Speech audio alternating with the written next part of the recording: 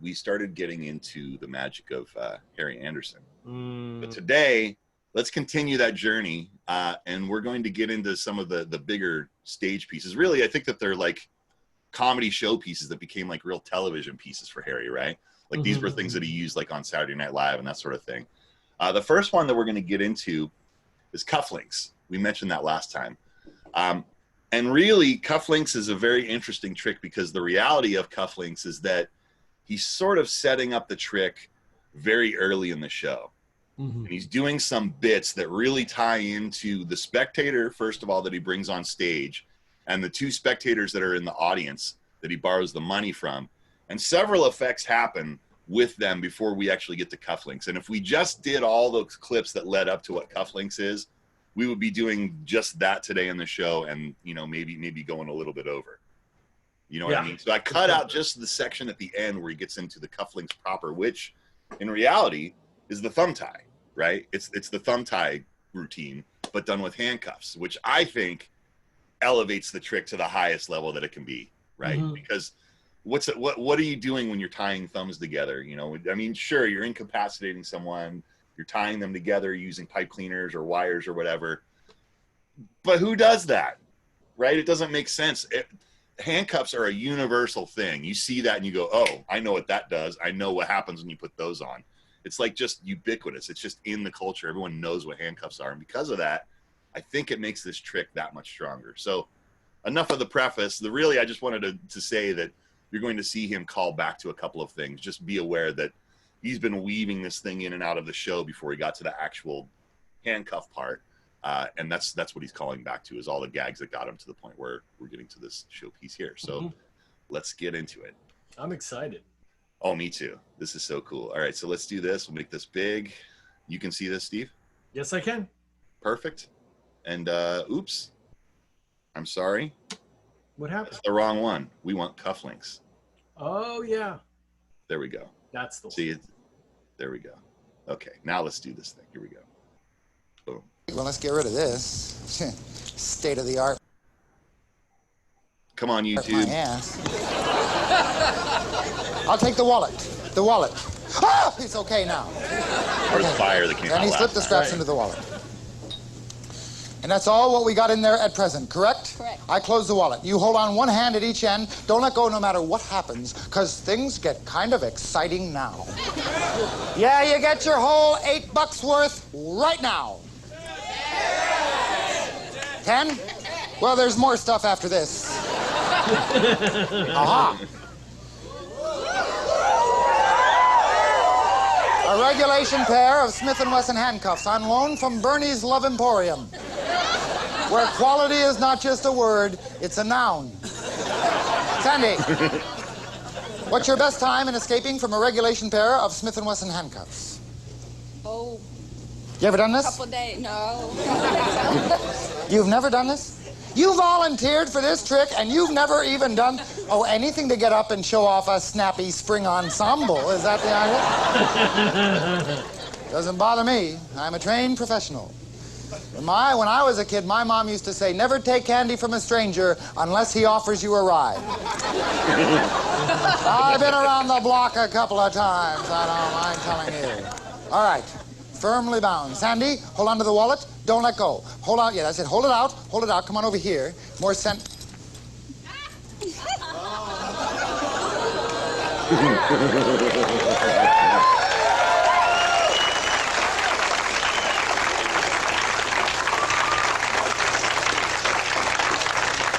Would you let go? No? Well, don't. This could be a trick. It's an illusion, see? It looks like we're linked together, but we couldn't be, so we ain't. So what it is you stick your head through here. Come on. Come on, we've been through a lot. Come on. Come on, come on. Now, don't panic, Sandy. And don't let go. And kids, don't try this at home.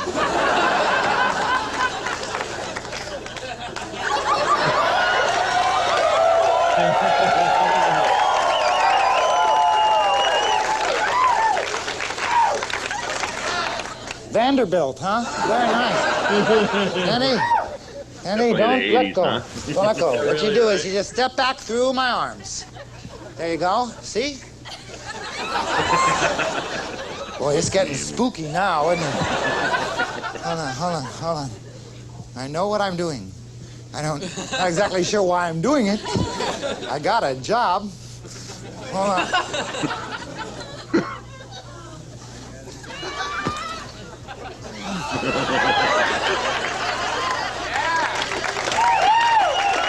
Oh, yeah, sure.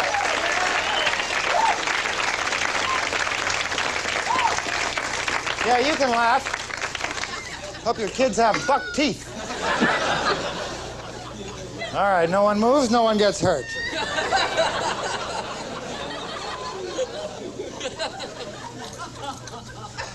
Let's review. Okay, it wasn't much of a handcuff trick, but that don't matter, because we're doing... You've seen this before, huh? Sandy, what did you have in that wallet when I gave it to you? 2 halves of a 10. 2 halves of a 10. Did that wallet ever leave your hands? No. Did your fingers ever leave your hands? No. Is there any way that I could have exchanged what was in that wallet? No. Sandy, open that wallet.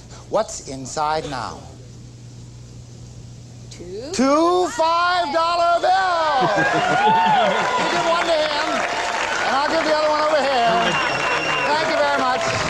Thank you. Give me the wallet. There you go. And give her a hand, a big hand. You're great. Bye, Sandy. Bye. Do you know what is so brilliant about that? Is that it's just dealer items. Right. You know what I mean?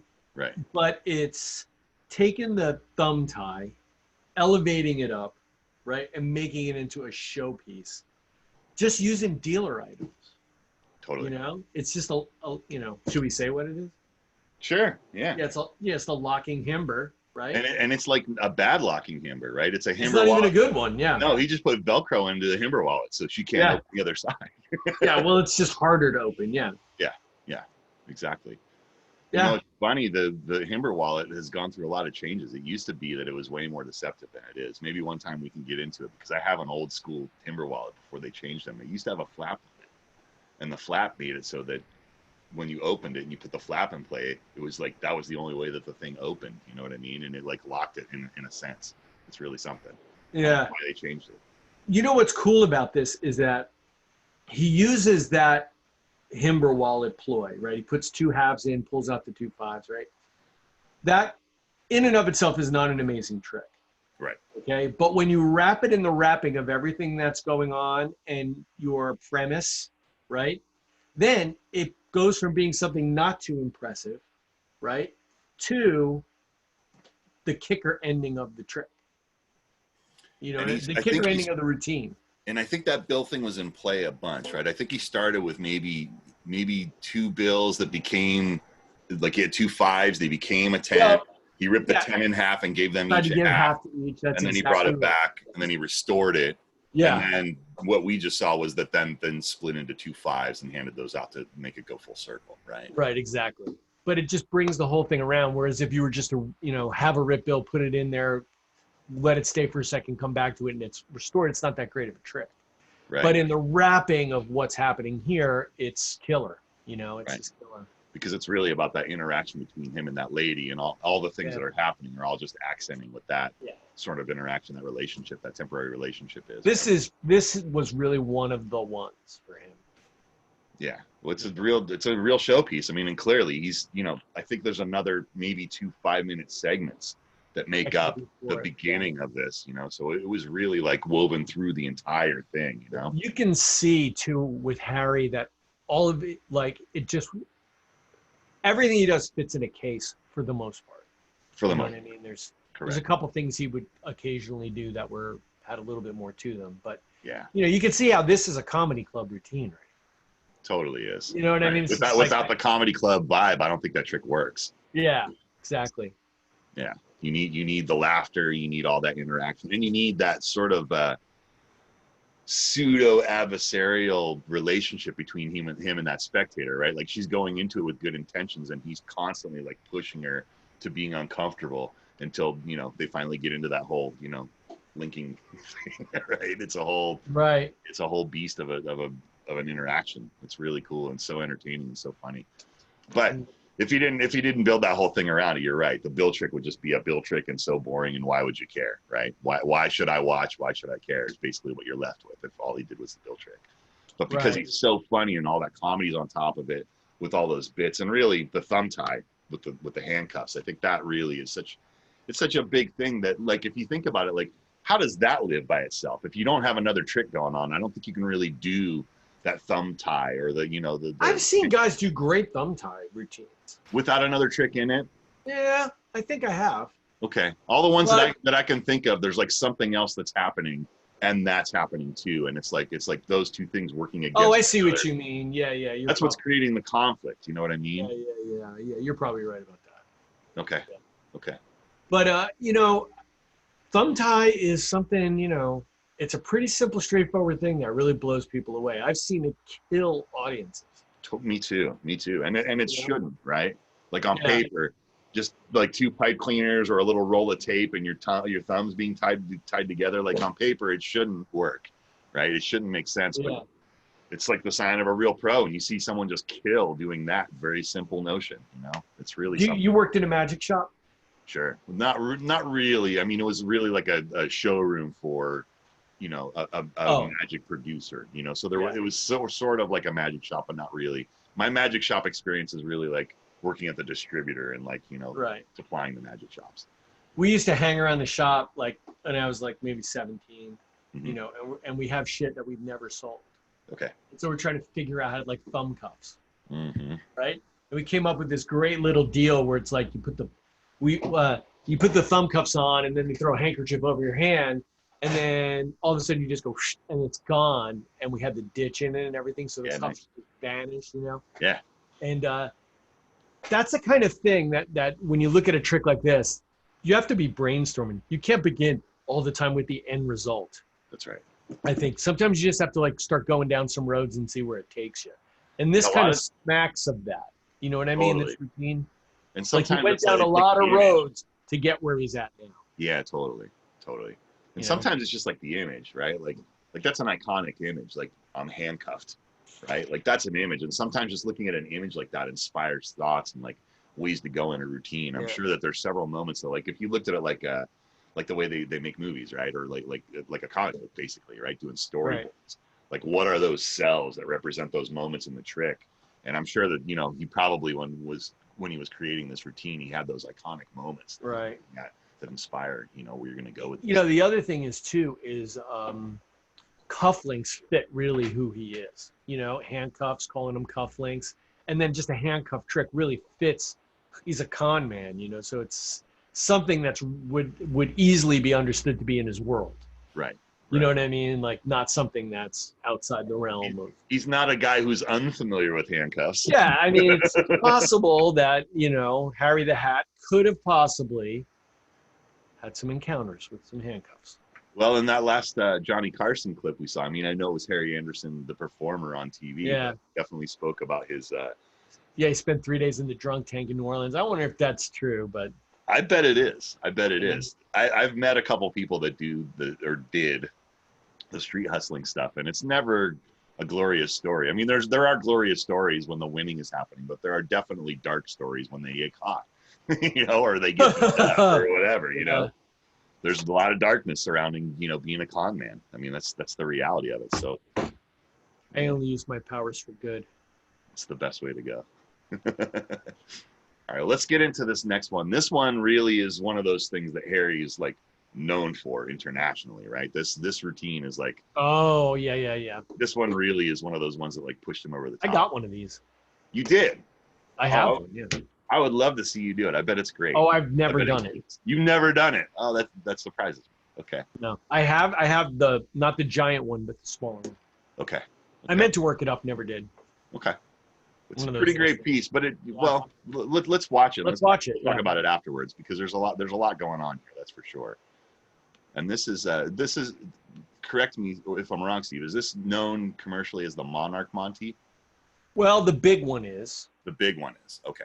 The one that he's going to do here is called Monarch Monty. Then there's a smaller one that I think is called Prince Monty, if I'm not mistaken. Okay. Someone will correct me, I'm sure. Okay. Let's do this thing. I am most often asked is, how did I get started in this business? And when I'm asked that question, I always tell this story, and you can't believe it because it is a true story, but then I am a pathological liar. But not really. When I was a kid growing up in Queens, New York, we used to visit Manhattan on the weekends for shopping and such, and I always thought of Manhattan as a big city that somebody had built around a hat store. One particular hat store at the corner of Broadway and 32nd, JJ's, it's still there. I used to stand outside and stare in the window of that store for hours on end and dream about the Borsalinos and the Stetsons and the Christie fedoras while I was waiting for my folks to finish shoplifting at Macy's. Well, one Sunday out there on 32nd and Broadway, outside JJ's, I had myself a mystical experience. It really was the start of things for me, and I would like to share it with you. I was 6 years old. A fellow came across the street with 2 cardboard boxes. He set them up as a table. The fellow was wearing a battered old fedora and a tie that looked like somebody at the carnival couldn't guess his weight, you know. He was like a genie. He caught my eye. And he caught my ear with his pearly ballyhoo that went, looky, looky, looky, I got it here, and I'm going to show it to you now, the most amazing and amusing, educational and confusing feat of Hindu scaphapathemy, that sort of thing. He said that he was going to show us cards that would walk and talk and jump through a hoop. He gathered a crowd. And when he had that crowd gathered, he played for them the Monty, the 3-card Monty, the sidewalk shuffle, chase the ace, find the lady. Now, admittedly, the cards that he used were not this big. But I was younger then, and I want you to remember this as I do. There are many ways in which the Monty may be played. The Asians have one version, the English have another. When I first saw it played, it was in the classic New World style. The fellow used a queen, a king, and an ace, a lady, a gent, and a spot. He showed these cards to his crowd, and then he shuffled them in this fashion. Well, if the hands were proportionate, this would be flashier. When he had shuffled, he tossed one card down upon his table, and then he invited his crowd to guess, nay, to bet hard cash as to which card he had tossed. Make a guess in your mind. Make a guess. Were you right? If you were, then you are ahead of the game, for as I say, the money goes to the tosser in the Monty. It always has. In fact, I gave this game a lot of thought over the years since I saw it the first time. I wondered, why in the world do the marks keep running to play a game they haven't beaten in 5,000 years? All I could conclude is that it's so damn simple, it's irresistible. It's just the lady, the gent, and the spot. Just 1, 2, 3 and a toss. And besides that, it isn't really the cards you're up against. It's the man who shuffles those pasteboards. He's the one you've got to keep your eye on. It is from him that you will either learn or lose, depending on how you see the situation out there under the noon sun, with a storefront behind and the cardboard table in front, with a don't walk sign to the left and a payphone to the right. Well, that fellow was a teacher to me on that Sunday. I watched him play game after game. I watched him gather crowd after crowd. I watched him toss card after card. I watched him take 5s and 10s and 20s and 50s and hallelujah C notes from those crowds. And I never once saw anyone get pissed. I saw many a man with empty wallet and open hand go up and thank him for the dandy time. He gathered together strangers. He played for them a game of hanky-poo. He took their money, and they went off happy. That, for me, was a religious experience.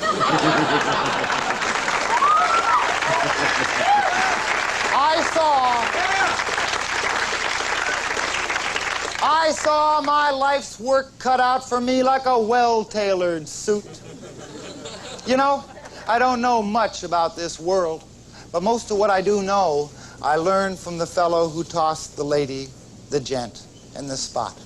He taught me that if you can't laugh at yourself, then you've never seen what you look like sleeping. He taught me that when you are betting on a sure thing, when it's money from home, when you are certain that you cannot lose because you have your ace planted firmly in the hole, that, friends, is the time that you want to save cab fare. Because the idea is to keep an open mind, but not so open that your brains fall out. He taught me, that fellow in the battered fedora, he taught me that respect is something that you give to get, and that trust is something that you have in yourself. But mainly, I guess I learned that you never eat at a place called Mom's, and you never play cards with a guy called Pops, and most importantly, that a fool and his money were lucky to get together in the first place.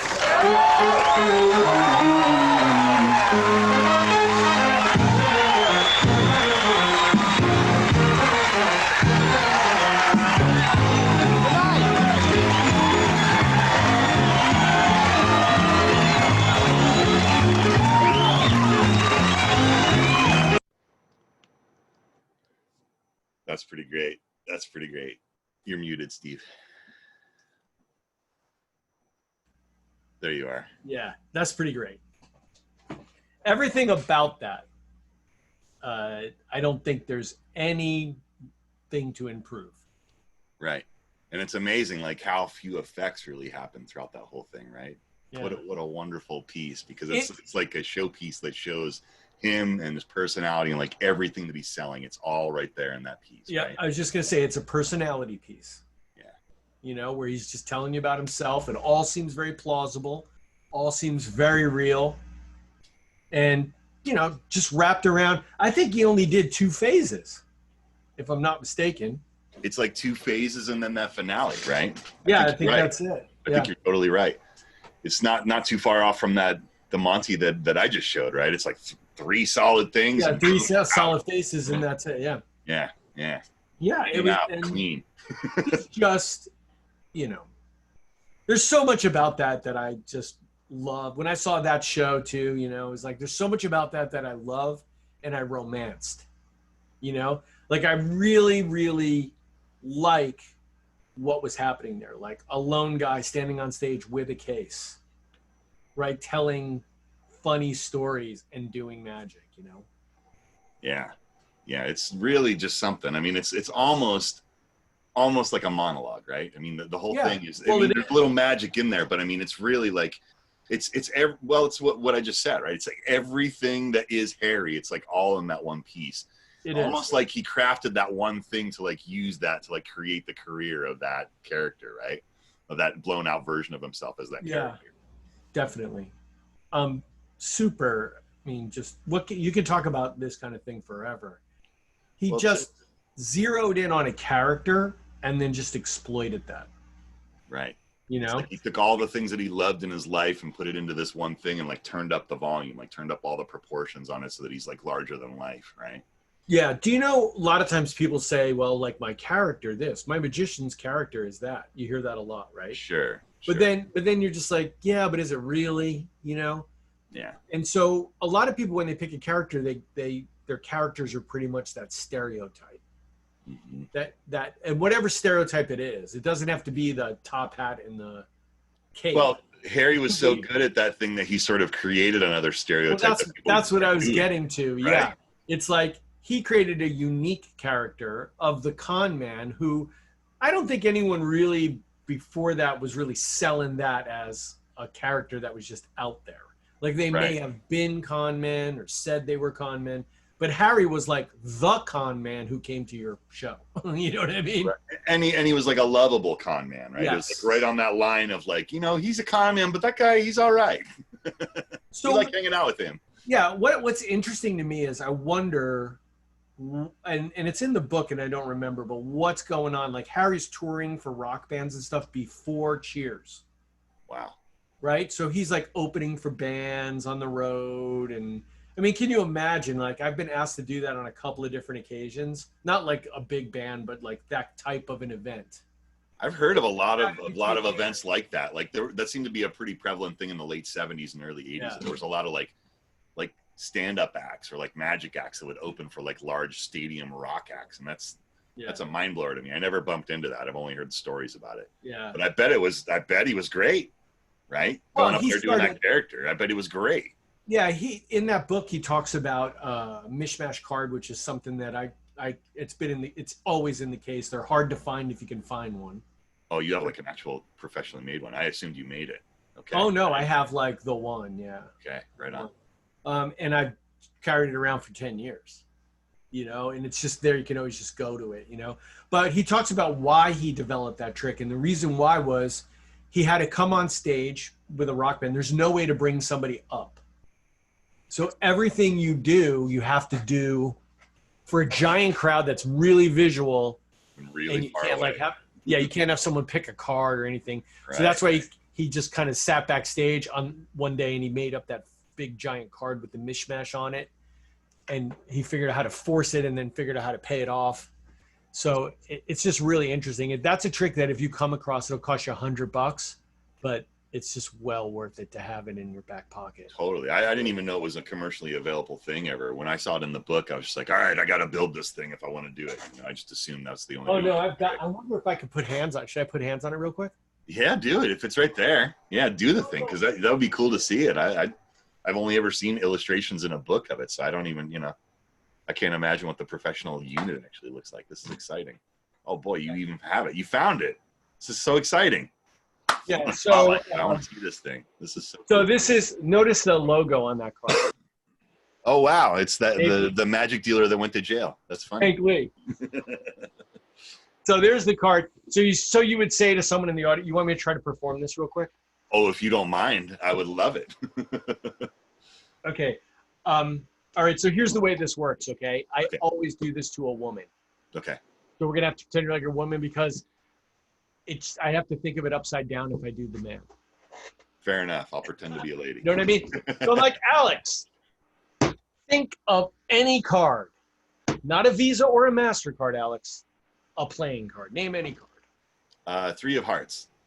3 of hearts. Would you not be impressed if this was the 3 of hearts, Alex? I'd be impressed if that was It would blow your mind, wouldn't it? blow my mind. You would go around and tell everyone you knew that you saw the greatest magician in the world, Steve Barcelona, actually pick a card out of your mind that he had in his. You would say that. You would tell everybody. I would tell everyone. Yeah. You would probably write an amazing Google review for me, talking about how mystifying I am. Possibly make a easy. All right, you get the idea. What was your card? 3 of hearts. 3 of hearts. 3 of hearts. 3 of hearts is right about. There it is, right there. There it is, right there. Uh-huh. All right, I'm just joking. Get one of those in your mind, Alex, but not the ace of spades. Do you have one? I've got one. Yeah. Got one? Yeah. All right, Alex. For the first time, name your card. 6 of spades. Would you not be impressed if I had her card here? I'd be impressed. Boom, there it is, her card. Ah. What was your card? 6 of spades. Hey, 6 of spades. That's great. There it is. Great. Yeah. Great. And what is it? 2 selections? There's 2 cards that I could actually pick there? 3. Okay. 3. That's great. But when you play that to a big room, Totally. no one. I'm telling you right now, this is the fucking money. Whoops, sorry. Yeah. They know So- you're just excited. You like the Yeah, trick. it's money, man. It's just like one of those things. It's just you can't beat Awesome, it. man. That's And really that was the first time I touched that in about 3 years. awesome. Right on. But it's a nice one to have there because what is that? It's like a solid like 3, 4, maybe 5 minutes. The way I do stuff, making Yeah. jokes. That's awesome, man.